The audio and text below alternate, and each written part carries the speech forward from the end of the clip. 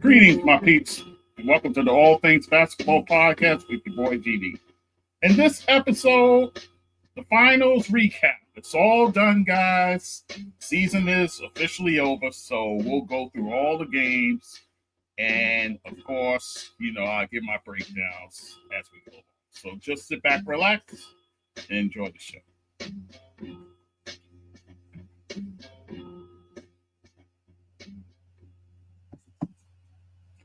Okay, guys, it's your boy GD back with the All Things Basketball with GD podcast. And guys, we are all completed as far as the NBA Finals. So everything is in the books. So without any further delay, let's get right into it. As you know, the number one seed, the Oklahoma City Thunder, faced the number 4 seed in the East, the Indiana Pacers. And it turned out to be a pretty interesting series, guys. So in that case, let's get into it. Game one in OKC. So you had a sea of blue shirts out there, all the fans and all the things. But in that game one, Indiana, mind you, they were down at half to OKC 57-45. But in that fourth quarter, they stormed back. To me, OKC was kind of playing around with them, kind of like a cat playing with a mouse, if you will. And to me, you got to put a team away. They didn't do it, and Indiana steals game one, 111-110. And the field, well, let's talk about the players. Pascal Siakam led them with 19 points and 10 rebounds. Tyrese Haliburton, he hits the game-winning basket, by the way, that put Indiana up over the Oklahoma City Thunder. He had 14 points, 10 rebounds, and 6 assists in that game. So, and also for Indiana, they had 6 players to score 10 points or more. And, they've been doing that throughout these playoffs, man. The balance that they have is just crazy. And leading the way for OKC, of course, Shai Gilgeous-Alexander with 38 points, 5 rebounds, 3 steals, but he didn't get much help, and there lies your problem. So that's your ball game there. As far as field goal percentage, I like to look at those things. Indiana shot it better than them, 47.6%. In fact, both teams hit the same amount of field goals, 39. Only problem is OKC, it took them 16 more tries to make that. 82 attempts is what Indiana had, next to 98 for OKC, putting them under 40% from the field. You can't do that and expect to win. Although, it was close. Turnovers, Indiana had 24 turnovers to OKC's 6. Wow. And still ended up winning that game. And the bench. I always look at the bench, guys, especially in this series. Indiana gets the advantage there, 39-28. So Indiana takes game one. Let's move to game two. Also in OKC, Thunder know you can't go down 0-2 in a finals and expect to win the whole thing. So they even things up, guys, winning 123-107. A game that they controlled pretty much from beginning to end. At halftime, they were up by 18, 59-41. The story for them, Shai Gilgeous-Alexander, of course, 34 points, 8 assists, 5 rebounds, and 4 steals. Jalen Williams for them, 19 points, 5 rebounds, 5 assists. And on the losing side, Tyrese Haliburton with 17 points, 6 assists, 2 steals, 2 blocks. Miles Turner with 16 points, 4 rebounds, 4 assists. And in this game, they had 7 guys to score 10 or more points. So, again, the depth, that speaks to the depth that Indiana has. But actually, in this game, the OKC bench outscores the Pacer bench 48-34, with Caruso dropping 20 coming off the bench. Aaron Wiggins, 18 for him. In this game, OKC better from the field, 48.8%, so you might as well say 49, and then a little above 45% for Indiana. So the series is tied, guys, heading to Indiana. So game three goes to the Indiana Pacers, guys.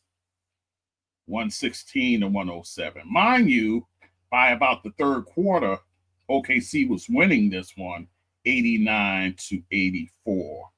So that fourth quarter, again, Indiana's a team that, you can't take them for granted. You got to put them away when you can. So, but Indiana on their home floor takes game 3.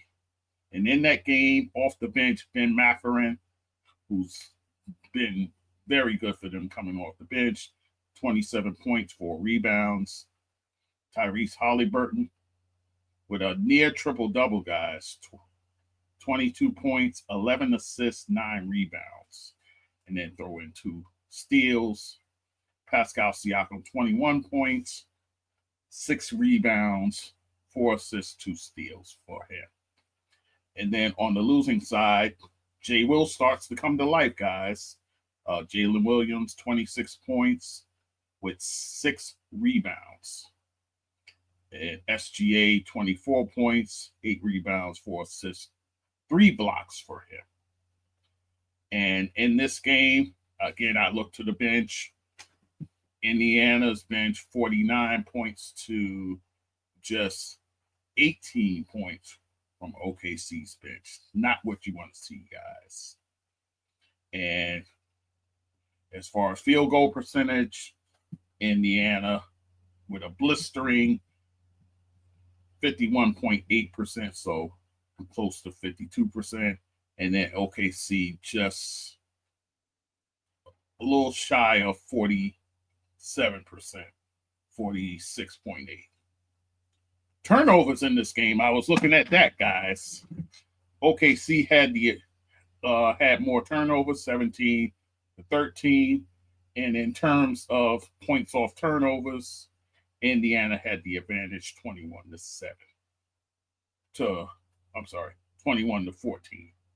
So you factor that into the final score, and there you have it. So now Indiana halfway there as far as getting the 4 wins necessary to win it all. So let us move to game 4. Game 4, and of course, again, OKC with their backs against the wall, guys, down 2-1. And what do? They go into Indiana and they steal one. And Indiana winning that game 111-104. To me, guys, it's all about the fourth quarter. This time, the Thunder took advantage. Indiana was leading by the third quarter, 87-80. But OKC, actually in the final 4.23 minutes of the game, SGA goes absolutely berserk. He scores 15 points within that frame, ending the game with 35 points, 3 rebounds, 3 steals. Jalen Williams supporting him with 27 points and 7 rebounds. On the losing side, Pascal Siakam, 20 points, 8 rebounds, 5 assists, and 5 steals in that game. Wow. Tyrese Haliburton, 18 points and 7 assists. Now, in this one, in terms of the benches, Indiana did have the advantage in this one despite the loss, 36-27. But field goal percentage, guys. OKC, 47.4% from the field, and Indiana with 42.5%. 3-point range, the numbers aren't pretty here, guys. Only 3 for 16 for OKC. They're not a good 3-point shooting team to begin with. So there's that. And Indiana, 11 for 36. So both teams not shooting it great from there. Turnovers, Indiana had more, 15-13 in that game. So we have it now tied up, guys. Tied up at 4-4, heading back to OKC. Game 5, back on OKC's floor. And you know what, guys? They said, let us not dilly-dally here. They get the win, 120-109. At the half, again, the commanding lead, 59-45. The Thunder over the Pacers there. And in this game, Jalen Williams absolutely comes to life, guys. 40 points, guys. This is actually the high for any player in these playoffs here. So Jalen Williams is the one who drops a 40-piece, along with 6 rebounds, 4 assists. SGA, a nice and tidy 31 points, 10 assists, guys. 4 blocks, 2 steals. So doing all the little things. Your league MVP, Shai Gilgeous-Alexander, getting it done. And then for the Pacers, Pascal Siakam, 28 points, 6 rebounds, 5 assists, 3 steals, 2 blocks for him. And Tyrese Haliburton has a nightmare game, guys. 4 points, guys. He goes scoreless from the field, 0 of 6, guys. And then he goes 0 for 4 from 3. He did have 7 rebounds. He did have 6 assists. And then it was revealed later that he's dealing with a leg injury. Bear that in mind as we go on, but by the way, guys, that he suffered in the first quarter, but he played through it.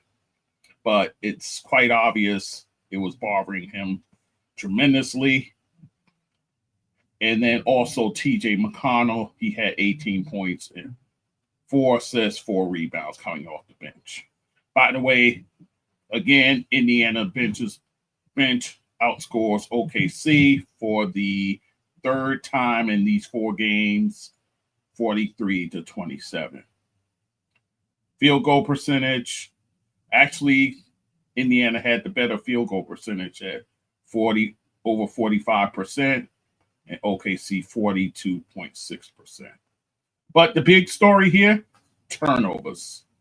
Indiana had 22 guys to OKC's 11 points off turnover. This is the big number here, guys. OKC 32-9. Wow.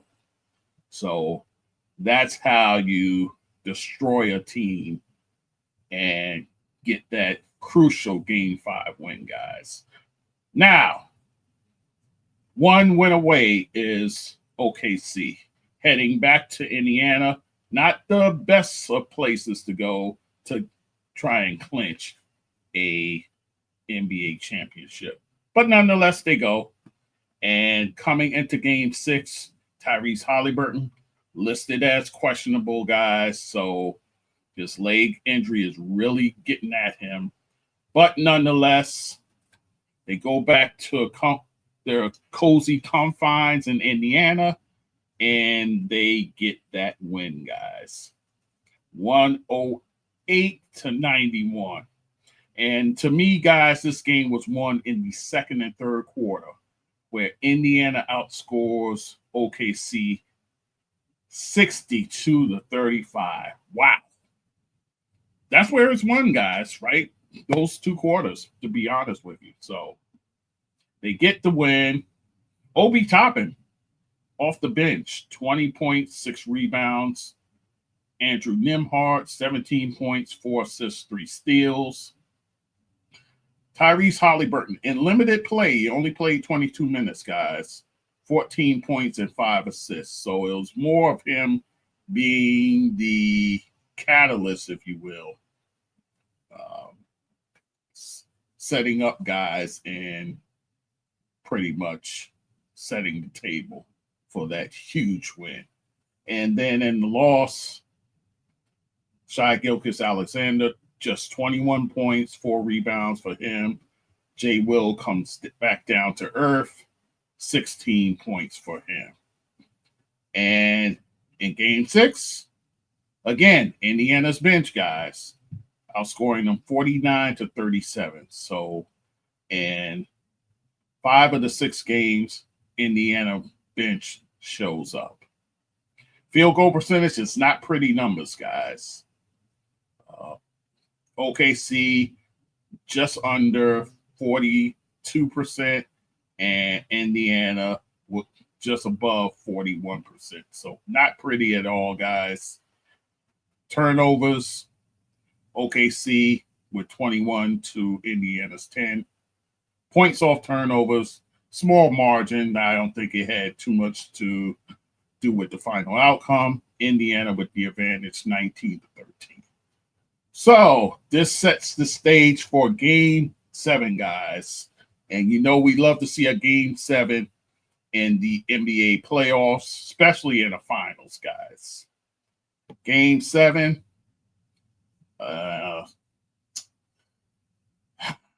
It was touch and go, to be honest with you guys. In fact, at the half, Indiana had the lead in this one, 48-47. But guys, Tyrese Haliburton goes down and tears his ACL in the first quarter, guys. He played 7 minutes, scoring 9 points, but he tears that ACL and he's out for the rest of the game. But they played spirited going into the half, like I said, being up by 1 on the road in OKC. But it was the third quarter that things got away from them, guys. You can play with momentum and adrenaline for but so long before true talent kicks in. OKC wins the third quarter, 34-20, thus setting the stage for them to get the win in game 7, 103-91, guys. SGA finishes with a immaculate 29 points, 12 assists against only 1 turnover, guys. And he got that late in the fourth quarter, by the way. He was played 3 quarters without a turnover. Wow. 5 rebounds, 2 blocks for him. Jalen Williams, 20 points, 4 rebounds, 4 assists, 2 steals. Chet Holmgren with a nice game, 18 points, 8 rebounds, and 5 block shots, guys. Guys, the 5 blocks are the most blocks in a game 7 in NBA history. Wow. So Chet Holmgren makes history here. On the losing side, Ben Mathurin off the bench, 24 points, 13 rebounds. Pascal Siakam, 16 points and 4 rebounds for him. And the bench, once again, guys. Indiana bench outscores OKC's 42-20. So at all but one game, guys, OKC's bench was outscored by Indiana. But the field goal percentage, guys, 35 for 87 for OKC, and Indiana 29 for 70. So not pretty numbers, but it gets the job done. Turnovers, huge in this game 7. Indiana 21, OKC just 7. And points off turnovers, OKC with the clear advantage, 32-9, guys. So in their last 2 home games in this series, points off turnovers, 64-19. That's going to give you an advantage each and every time, guys. So with that said, series over.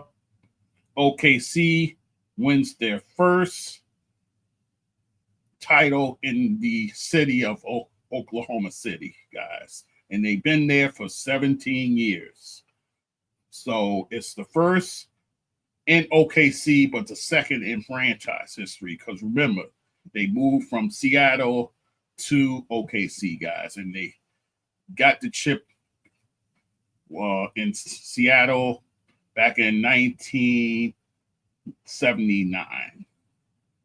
Back when they had the backcourt of Gus Williams and Dennis Johnson. Oh, by the way, Dennis Johnson in that series was the MVP in the final game. Well, averaging in that series 22.5 points, 6 assists, 6 rebounds, and 2 blocks. That's how well Dennis Johnson played for these Seattle Supersonics.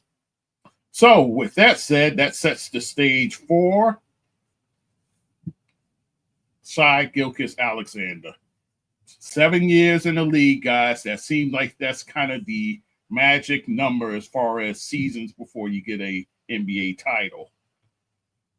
So Shai Gilgeous-Alexander, he wins a title, and this is what he did as far as the series, guys. He averaged 30 points, guys, over 5.5 assists per game, over 4.5 rebounds per game, nearly 2 steals and a block and a half for Shai Gilgeous-Alexander, thus setting the stage for him winning Finals MVP, guys. So think about it, guys. He leads the league in scoring. He wins league MVP. He wins Western Conference MVP for the playoff run, and then Finals MVP. What a season for Shai Gilgeous-Alexander.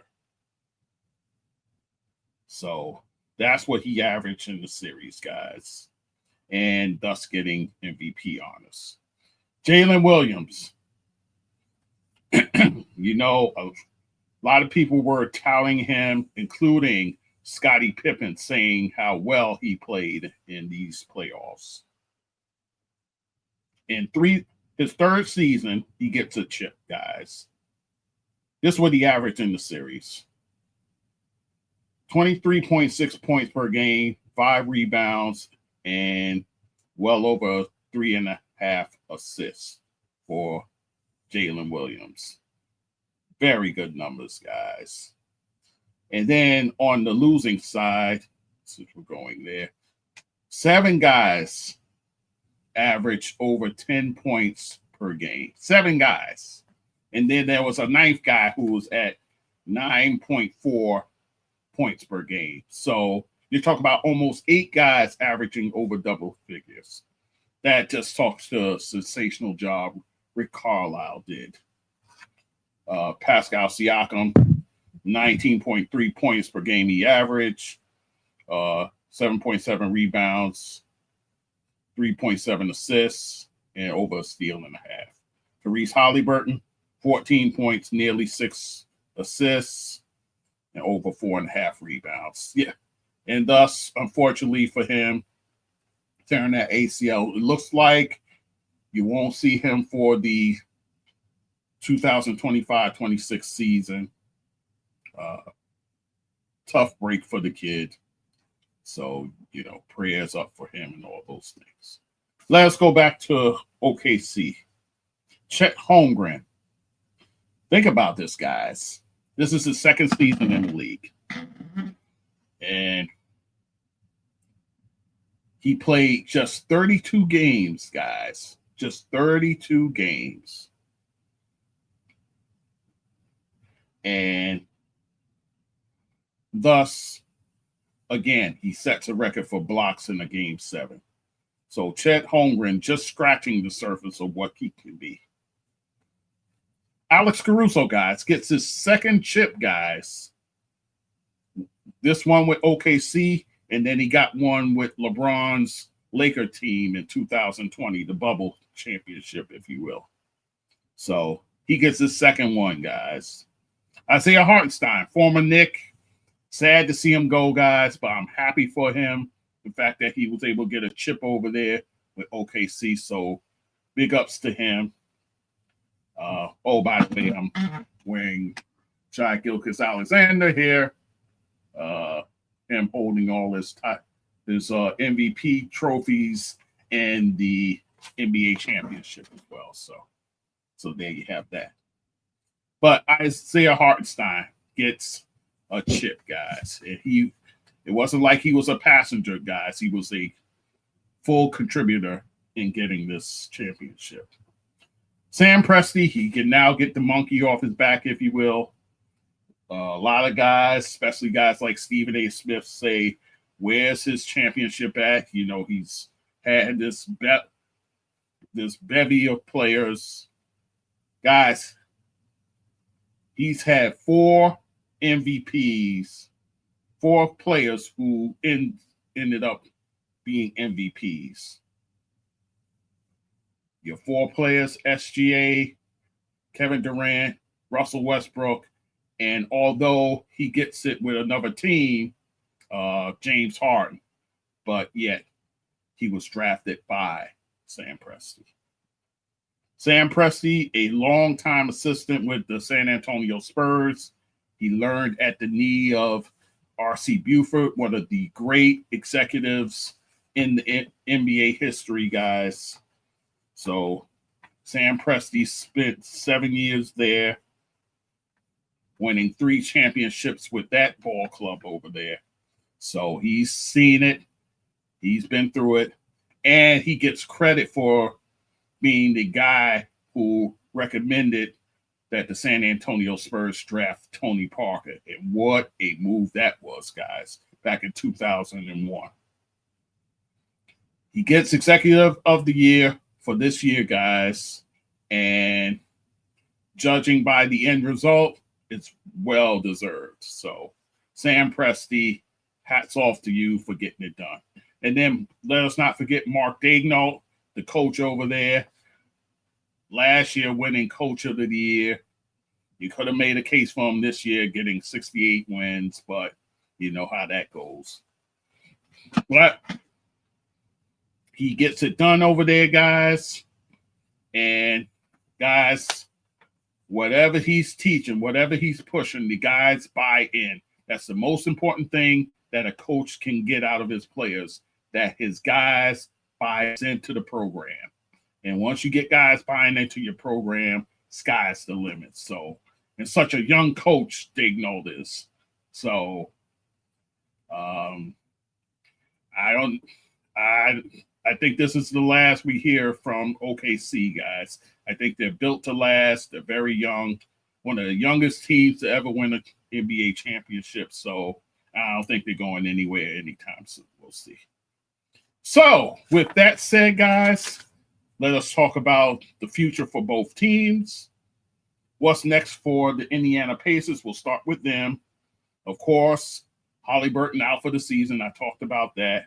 So a guy like TJ McConnell is going to have to man the point guard position in Haliburton's absence. How will he do? We'll see what happens. But I imagine in the offseason they'll add another probably backup point guard to someone to spell McConnell. So who could that be? We'll see. But right now, This is TJ McConnell's team to run now. So we'll see what happens there. They're free agents right now in salary cap. They're at, for next year, they'll be at $65.6 million. They still have to re-sign guys like Miles Turner. He made nearly $20 million last year. Isaiah Jackson, who you didn't see much of, at $6.4 million. He has a qualifying offer.